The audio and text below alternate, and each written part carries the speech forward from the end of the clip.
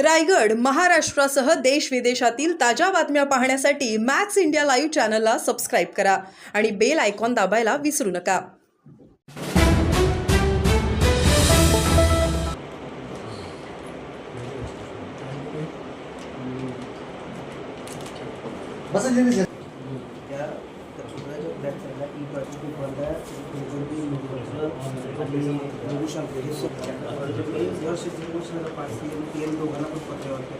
प्रशासक कोण आहे बघा ना.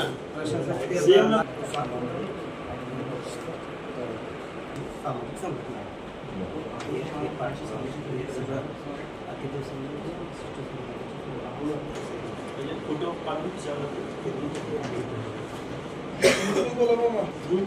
चर्चा करा.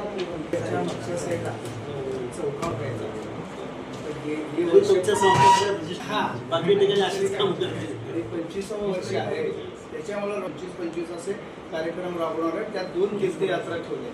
एक बाळूमामा, हे 12 कार्यक्रम आपण या सामान्य पडळकर यांनी मुख्यमंत्री असलेले अजित पवार आणि पुण्याचे पालकमंत्री असलेले अजित पवारांना कार्यक्रमाला बोलवणं अशी भूमिका त्यांनी घेतलेली आहे. आमचा समाज आहे, आम्ही ठरवू कोणाला बोलवायचं कोणाला नाही. कसं पाहता येईल? नाही, गोपीचंद पडळकर हे माझे मित्र आहेत, माझे सहकारी आहेत. ते नेहमी ॲग्रेसिव्हली भूमिका मांडतात. थोडी त्यांची भाषा आक्रस्थळी असते, पण राजसत्तेमध्ये पदावर असणाऱ्या, संविधानिक पदावर असणारा माणूस जर मातोश्री अहिल्यादेवी होळकरांचा एवढा दैदिप्यमान इतिहास आणि त्या कार्यक्रमात जर त्यांची येण्याची इच्छा असेल तर मला वाटतंय गोपीचंद पडळकरांनी त्यांना म्हणजे येऊ नये, नकोत आम्हाला असं म्हणणं चुकीचं आहे.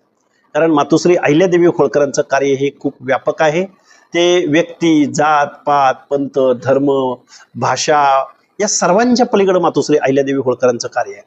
मी तर म्हणेन की उपमुख्यमंत्री पदावर असणारे अजितदादा जर कार्यक्रमाला येऊ इच्छित असतील किंवा येऊ शकत असतील तर त्यांचं स्वागत केलं पाहिजे आणि स्वागत करावं असं मानणारा मी कार्यकर्ता आहे. गोपीचंद पडळकरांची जी भूमिका आहे ती सातत्यानं मागच्या काही दिवसांमध्ये बदलताना दिसते. परवा सोलापूर जिल्ह्यातल्या महेंद्रगीरचा कार्यक्रम झाला. त्या कार्यक्रमात तर प्रचंड हिंदुत्ववादी भूमिका मांडताना गोपीचंद पडळकर दिसले होते. तुम्ही त्यांचा पूर्ण प्रवास बघितला. आता ही हिंदुत्ववादी कार्यकर्त्यासारखी भूमिका जी मांडताय त्याकडे तुम्ही कशा पद्धतीने? मी असं म्हणेन की गोपीचंद पडळकर हे ग्रासरूट म्हणजे एकदम तांड्या वाड्या वस्त्यावरनं पुढे आलेलं नेतृत्व आहे. आता ती त्यांची मजबुरी असेल की ते भाजपचे आमदार आहेत, पण याच्याही पलीकडे जाऊन 2025 सालामधल्या लोकांचे बेरोजगारीचे प्रश्न आहेत, विद्यार्थ्यांचे प्रश्न आहेत, दुष्काळी भागातल्या अनेक लोकांचे प्रश्न आहेत, कामगारांचे प्रश्न आहेत, अनेक प्रश्न डोळ्यासमोर आहेत. त्या प्रश्नाला भिडलं पाहिजे. आपल्याला आमदार कशासाठी केलंय, आपण लोकप्रतिनिधी का झालो आहोत, या लोकांच्या प्रश्नावर त्यांनी खरं तर अभ्यासपूर्ण मांडणी केली पाहिजे, चळवळ उभी केली पाहिजे, त्या प्रश्नावर लढलं पाहिजे, भिडलं पाहिजे. नाहीतर सत्ता येत असते, सत्ता जात असते. त्यामुळे थोडंसं लॉंग लाईफचा विचार करून गोपीचंद पडळकरांनी 2025 मधल्या वास्तव प्रश्नावरती आणि आपल्या जीवनमरणाच्या प्रश्नावरती कधीतरी आवाज उठवला पाहिजे आणि त्या चळवळीत सामील झालं पाहिजे असं मला वाटतंय. आणि त्यांच्या पक्षाचा आदर व्यक्त करून पक्षानं असं नाही सांगितलेलं की तुम्ही अशाच पद्धतीची भूमिका घ्या. मग मी त्यांचा एक सहकार्य म्हणून मी त्यांच्यासमोर बोलतोय. उलट मी सल्ला देणं आणि त्यांनी घेणं हा विषय दूरच आहे. त्या पक्षाचे ते आमदार आहेत, त्यामुळे त्यांची मजबुरी असेल की अशा पद्धतीची त्यांना भूमिका घ्यावी लागते. बहुजन हृदय सम्राट ते हिंदू हृदय सम्राट प्रवास सुरू आहे त्यांचा. काय त्यांना आव्हान असेल तुमचं? माझं आव्हान असेल की गावगाड्यातल्या सामान्य पोरांच्या प्रश्नावर जो माणूस उतरेल आणि जो त्यांचे प्रश्न सोडवेल तो त्याला कुठली उपाधी असायची काही कारण नाही. मला वाटतं जनसामान्यांच्या प्रश्नावर काम करावं आणि वास्तवाला भिडावं.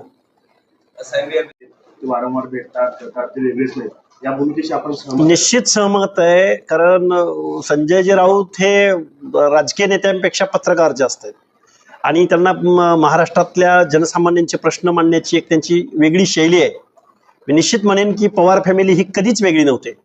मग तो पहाटेचा शपथविधी असो की अलीकडचा अजितदादांचा जाऊन सत्तेत सामील होणं असो, पवार फॅमिली कधीच वेगळी नव्हती. फक्त महाराष्ट्रातल्या जनतेला वेड्यात काढण्याचं काम पवार फॅमिलीने आजपर्यंत केलेलं आहे. मला महाराष्ट्रासमोर एक विषय निदर्शनास आणायचा आहे. पवार फॅमिलीने कुठली चळवळ लढली हो या महाराष्ट्रामधली? पाण्याची चळवळ लढली, कामगारांची चळवळ लढली, कुठली एक विषय मला असा सांगा. नेहमी सत्तेमध्ये राहणारे ही पवार फॅमिली आहे. त्यामुळे मला नाही वाटत की ही पवार फॅमिली जास्त दिवस सत्तेच्या बाहेर राहू शकते. राज ठाकरे आणि उद्धव ठाकरेंच्या ज्या संभाव्य युतीमुळे संजय राऊतांची जी भाषा आहे की जे पवारांनी एक वेगळे नाही आहे, याचा अर्थ असा आहे का की महाविकास आघाडीला कुठेतरी आता खेळ बसणार आहे किंवा महाविकास आघाडी तुटीच्या उंबरठ्यावरती आहे? नाही बघा, महाविकास आघाडीमधले पक्ष, मग स्पेशली राष्ट्रवादी काँग्रेस पक्ष, शरद पवार हे सत्तेच्या बाहेर राहू शकत नाहीत. पवार फॅमिली ही सत्तेच्या बाहेर राहूच शकत नाही. त्यामुळं पवार फॅमिलीला सत्तेत ते सामीलच झालेले आहे. ज्यावेळी मंत्रिमंडळाचा विस्तार झाला त्याच वेळी मी महाराष्ट्रामध्ये सांगितलेलं होतं की छगनराव भुजबळांना जे डावललं गेलंय ती जागाच मुळात रोहित पवारांसाठी ते ठेवलेली आहे किंवा जयंत पाटलांसाठी ठेवलेले आहे. त्यामुळं राष्ट्रवादी शरदचंद्रजी पवार गट हा सत्तेच्या बाहेर नव्हता, नाही आणि भविष्यातही बसणार नाही. तो नेहमी सत्ताधाऱ्यांबरोबरच असेल. दुसरीकडे एक असं पाहायला मिळते, महादेव जानकर असतील किंवा बच्चू कडू असतील किंवा राजू शेट्टी, हे आता खरं तर यांचा वापर सत्ताधाऱ्यांनी वेळोवेळी सर्व राजकीय पक्षांनी करून घेतलेला पाहायला मिळाला. कारण हे चळवळीतून आलेल्या पार्ट्या आहेत, पक्ष आहेत, संघटना आहेत. आता ते तिघही एकत्र येत आहे, त्याचा काय परिणाम होऊ शकतो एकंदरीत राजकीय दृष्ट्या? कारण झेडपी आलेले आहेत. खरं तर स्थानिक स्वराज्य संस्थांच्या तोंडावरती हे तिघजण एकत्रित येत आहेत. तिघांचा प्रदेश वेगळा आहे, तिघांचे विषय वेगळे आहेत, तिघांची लढण्याची शैली वेगळी आहे. पण राजू शेट्टींचा अपवाद वगळता बच्चू कडू जे गुवाहाटीला गेले त्याच दिवशी महाराष्ट्रामधला जो खरा बच्चू कडू होता तो संपलेला आहे. आणि महादेव जानकर ज्यावेळी माढा सोडून ज्यावेळी परभणीला गेले आणि पुन्हा परभणी सोडून पुन्हा माढ्यामध्ये लढायचं म्हणतात, तिथं महादेव जानकरांची विश्वासार्हता संपलेली आहे. त्यामुळे ही आघाडी खूप काही करू शकेल असं महाराष्ट्रातल्या लोकांना वाटत नाही. तर राज्याच्या राजकारणात मोठ्या घडामोडी पाहायला मिळत आहेत. उद्धव ठाकरे आणि राज ठाकरे हे एकत्र येण्याच्या हालचाली सुरू आहेत. दुसरीकडे रोहित पवार म्हणतायत की दोन्ही राष्ट्रवादी काँग्रेसनी एकत्र आलं पाहिजे. कसं पाहताय या सगळ्या घटनांकडे? काय आपली भूमिका आहे? राज ठाकरे आणि उद्धवजी ठाकरे यांनी एकत्रित यावं आणि महाराष्ट्रामधली जी विरोधी पक्षाची जी काही पोकळी आहे आता सध्याची, ती पोकळी भरून काढावी. आणि ठाकरे या नावासमोर स्वर्गीय बाळासाहेब ठाकरे यांचं जे कार्यकर्तृत्व इमेज आहे, ती इमेज खरं तर या दोघांनी आता विरोधामध्ये काम करून खरं तर महाराष्ट्रामध्ये ही पोकळी भरून काढली पाहिजे.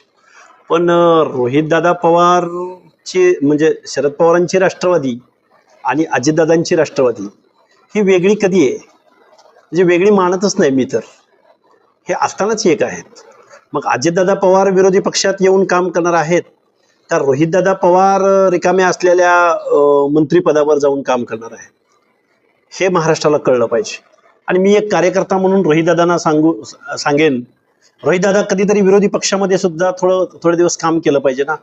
लोकनेता व्हायचं असेल तर जनसामान्यांच्या प्रश्नावर लढलं पाहिजे, विरोधी पक्षात काम केलं पाहिजे. नेहमी सत्तेत राहाल तर मग गल्लीत गोंधळ आणि दिल्लीत मुजरा. तुम्हाला अमित शहाजींना जाऊन नमस्कार चमत्कार करावे लागतील. एकदा महाराष्ट्रामधल्या वाड्या वस्त्या तांड्यावरती, आज माझ्या सोलापूर जिल्ह्यात पाण्याचा प्रश्न बिकट आहे, त्यावरती रोहित पवार कधीतरी बोलले पाहिजेत ना. नेहमी सत्तेत कशासाठी, सत्तेत का गेलं पाहिजे? मग तुम्ही सत्तेत जाऊन बसणार आहात का अजितदादाला विरोधी पक्षात बोलवणार आहात? आणि अजितदादांना मुख्यमंत्री व्हायचं असेल तर 4-5 वर्ष विरोधी पक्षात काम केलं पाहिजे ना.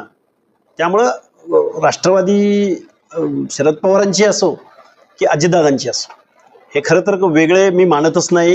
हे दोघंही सत्तेत आहेत आणि नेहमी दिल्लीश्वरांना मुजरा घालणारा हा पक्ष आहे.